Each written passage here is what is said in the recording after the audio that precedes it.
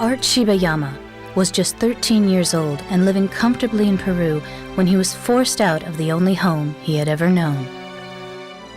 During World War II, the United States government, in collaboration with several Latin American countries, orchestrated the forced removal and internment of over 2,000 persons of Japanese ancestry, which included both citizens of 13 Latin American countries as well as Japanese immigrants.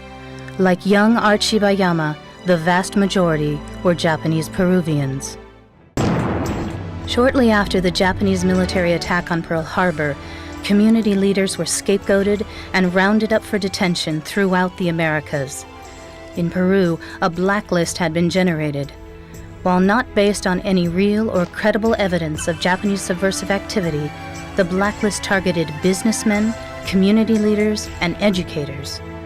In collaboration with Peruvian officials, the U.S. used the blacklist as the basis for rounding up hostages. These hostages were then to be traded for Americans held by Japan.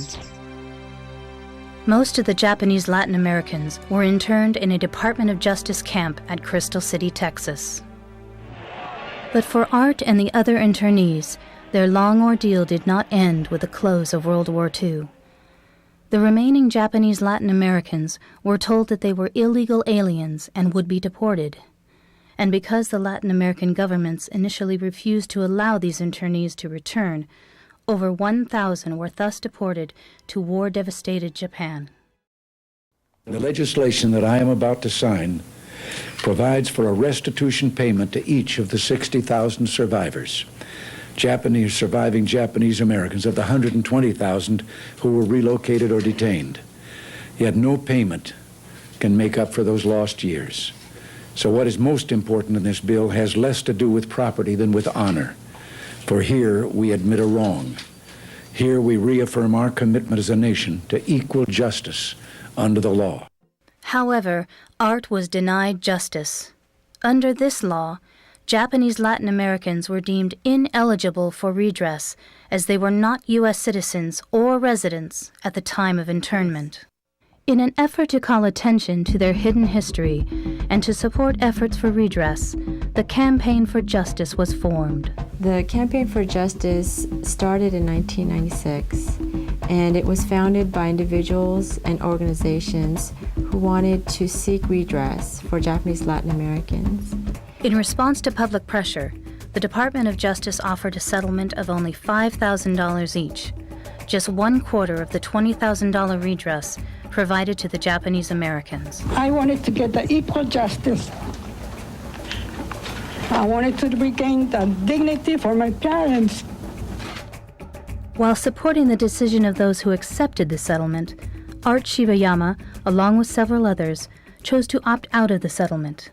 He then filed his own lawsuit, preferring to fight for both redress and a full disclosure of the violations committed by the United States during World War II. Despite his efforts, Art was once again denied justice. His case was dismissed in the final months of 2002. Until the crime is over, meaning it has been fully acknowledged and fully compensated, it is ongoing. You know, it's not like we wanted to come here. We didn't want to come here. We were forced to come here. We were brought here by the government. So how can that be illegal?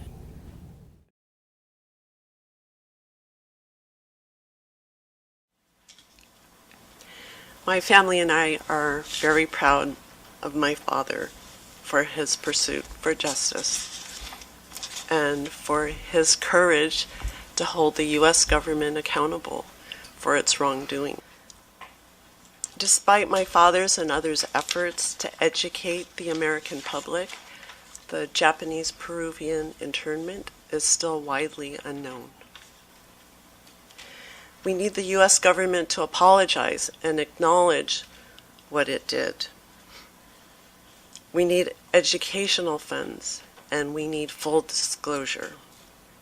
So what happened to the Japanese Peruvians will not happen to my family, to any other family, or to any other group again.